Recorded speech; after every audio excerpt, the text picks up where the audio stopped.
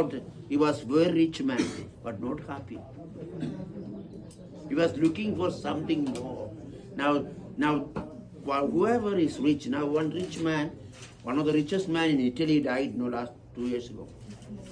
Berlusconi's name was. He died. He had billions, all kinds of things. How much did he take with him? Nothing. Nothing means nothing. Nada. In fact, Pope Francis wanted die a poor man's death, wanted to be buried like a poor man, all that. He had only $100. Yeah, that's what they say. Anyway, therefore, it's not the wealth of this world that makes us really happy. At the end, what we take with us? Nothing. Only what we do. The actions, the help that we give to others, the sharing, spiritual, not only material wealth, but spiritually, all that we have. That is what, when you share, you are more happy. When you have only for yourself, and you make a cake and eat by yourself, you are happy. You cannot be happy. When you have something, you share. When you share with others, then you make happy. You feel, my heavens, something better than if I was alone here. Okay. And so Zacchaeus climbs now. That is why I feel this man, such a humble man. Humility. What is humility? You know what? The word holy, Holy, has 4 letters. And the first letter is H. And that could stand for humility. If you are not humble, you cannot be happy. I never met a proud person really happy. No, because if I am not humble, the more humble. Jesus could be happy even in his suffering time because he was humble. He did not claim to be, I came to do the will of my Father. He learned obedience through loud cries and tears. And so he was a humble man. And Jesus said, what did he say? Learn of me, for I am meek and humble of heart. Learn. Let us learn from Jesus. It's a school. Jesus has a school of humility. We must go to Jesus' school of humility.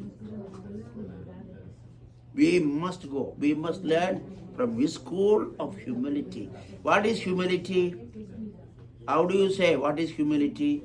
Humility is to believe that whatever is good in me comes from God. Whatever is good in you comes from God. Whatever is good in me comes from God. How many of you chose your birthplace? My parents did, thank you. Anybody? No. Nobody. That is a gift of God. It doesn't matter where we are born. It matters how we live. We can be born here in San Diego. We can be born in any other places. It doesn't matter. But how we live. When we go home to God, He is not going to ask, where are you coming from? United States? Okay, come in. God won't take because you come from this country or that country. But He is going to ask, what did you do? I was hungry, thirsty, naked, homeless, sick, imprisoned. As long as you did to one of the least of my brothers, you did it to me. It's not because you are a cardinal or a pope or a priest or a religious. For what you did, we are going to be judged on not what we were, like a priest or religious or pope or, no. I was hungry. Hunger for not only food, or hunger for love. hungry for whatever it is, justice, truth. So therefore we have to realize that your life is so beautiful. You are like the, what do you call, no? Each human being is a container of God's love. Child of God. Each human being. Now this is a bottle of water. And this bottle is, inside is water. And then, inside every human being is love. God has deposited His love. We are, God has invested His love in all of us. We are God's investments. You know that you don't believe that. You invest money in the bank or anywhere. But God's investment is in human beings. He invests His love. Because you know what? You know the definition of God? Love. God is love. So He has nothing else. I cannot say I am love. Even Mother Teresa could not. Even Pope cannot say I am love. God is love. He doesn't have anything else in Him but only love. And each human being is an investment of God. And when there is love, your life is, you are aware of that, it is not enough. It is not enough that is love in us, but we must be aware of it. We must be aware, and then we must share. Love becomes love only when we share. And so, therefore, it's very important for us to understand that. So, Zacchaeus was not happy because he had a lot of wealth. Justly or unjustly, he got it. And he was not happy. He couldn't sleep. You know that sometimes. When I was in Los Angeles, in 1976 to 78, I lived in Los Angeles. And then there was Ralph, I don't know, supermarket, have you? Yeah. Yes. So Ralph, they had sold already. His son came to Calcutta before I came to Los Angeles. So when I came to Los Angeles, Ralph came, Tony, his name was Tony Ralph. So he came to meet me. And then he spoke to his father, Walter Ralph. So Walter Ralph wanted he took me to a Buddhist restaurant one evening with an actress. Anyway, what was the reason? He said 4 times he married. That was his 4th wife. But he was not happy. And she was not happy. She was going to leave. So he said, I used to walk bare feet in Los Angeles. He said, you are so happy without anything. I have 7,000, I don't know what not.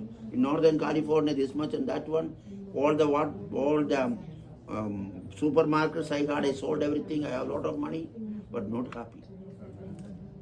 Tell me the secret of happiness. I said, what is the secret?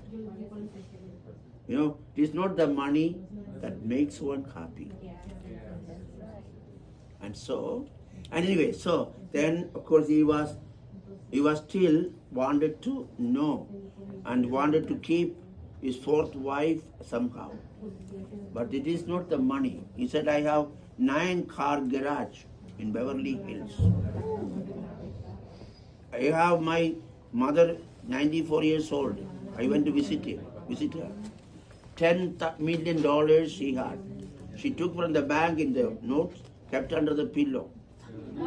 Did she take it with her? No. Did not do it. They were not happy. I talked to her. Father, I am on that one. So anyway, this is why these things are not going to be happy. God's love is in each one of us. And then we are mines. Mines means you dig gold mines. In California is famous for gold mines. I don't know, now still they are? I don't know. So, and then what happened? These mines, you dig and get a lot of gold. Even that doesn't make you happy. You know, one man, Indian man, he wanted to pray. He was praying, doing, they call tapas, fasting and praying. What was the reason? Whatever he touched may become gold. So if I touch you, you become gold. So he wanted to get that gift from God. Whatever I touch, so finally he fasted and he got this gift of making everything gold. So he got the gift. As soon as he got the gift, he went and touched his bed, it became gold. He went into all the chairs, all the furniture, everything. Then at the end, he went and took his child in the hand, became gold, and lost the life. No, gold means no life, no? He started crying. And then he started fasting again. Please take this gift from me. Because he wanted his child back, alive. Because what is the use of having like a child of gold like that? So this is a story we were taught in the school. But this is why. If you pray for things like that, God may give you, but you won't be happy.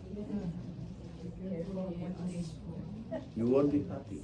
And so therefore, Zacchaeus wanted to be happy. Prayer, desire for God. Desire for God, it makes you happy. And so Zacchaeus now climbs a tree. Now Jesus comes. Nothing. He calls him, Zacchaeus, come down, hurry down. I want to stay at your house today. Zacchaeus did not even imagine. What was his desire? To want to see Jesus. He wanted to see him, so he climbed. Jesus saw the effort. Jesus saw his desire. My dear brothers and sisters, today you came here. You climbed the tree. Jesus sees your desire. So he is coming to your house. He is coming to visit you. And then come down. Zacchaeus hurried down. He was so happy. He happily welcomed him. Now they are walking.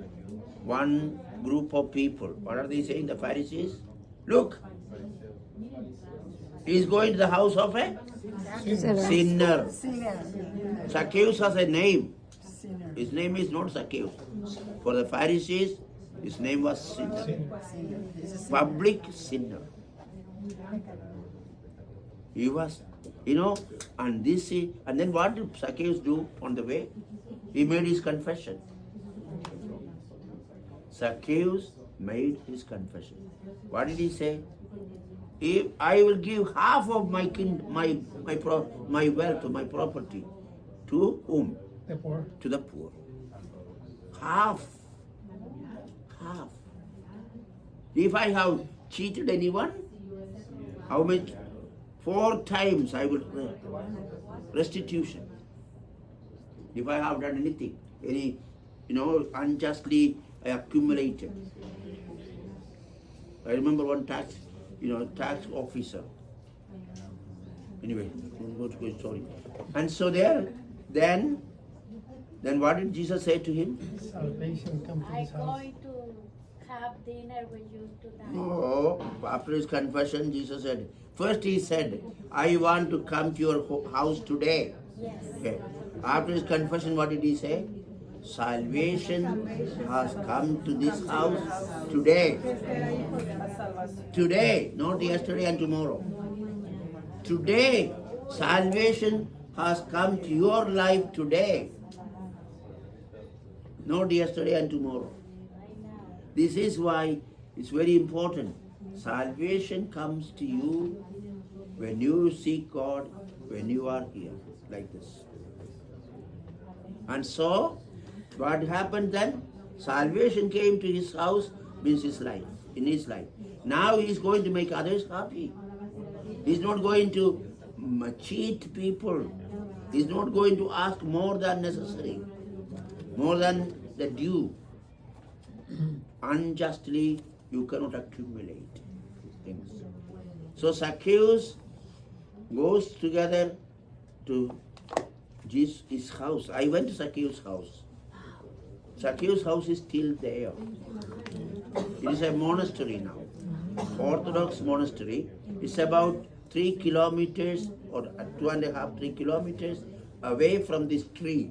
The tree where Jesus, he climbed. It is not the tree, but the same kind of tree. Still they are growing. Same place, not in Rome, in Jericho. The tree is still there. In Jericho, you know where is Jericho? In Israel, sycamore. They are still growing that tree. So when you go to Jericho, invariably people ask, is there a place that Jesus met Zacchaeus? So you go there and then you can see the same kind of tree. And you was there? Oh, many times. Oh. And so then I went to Zacchaeus' house. Then they have the bones of Zacchaeus. They don't say this is Zacchaeus' bones. The family and all that, they put it together. And the house is a monastery now.